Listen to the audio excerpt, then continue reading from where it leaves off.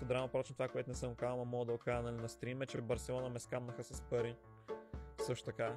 По легален начин, те го направиха легално. В Испания, по закон, аз бях на трудов договор там, понеже там живях. Когато една компания те уволни с срочен договор, ти дължи там примерно 49 дни компенсация, нещо такова, един вид. И те ми пратиха някакъв договор, аз който наскоро го гледах и го преглеждах, на какво всъщност съм подписвал тогава, по-детайлно, е, че аз доброволно се отказвам от тези 50 дни компенсация, които трябва да, което впрочем са мега много пари. Това между другото според мен не мога падне в съда, но не съм сигурен, че мога да намериш адвокат, да мога да бъде на адвокатите на Барселона. Може, между другото, съм го мислил и всъщност много e-sports играчи, впрочем стават жертва на точно това нещо и са оправили. И впрочем съм си мислил дали да не го такова, той има такива адвокати с e-sports, конкретно да се занимават такова и да видим дали нещо не може да се направи, макар че нали вече няколко години назад.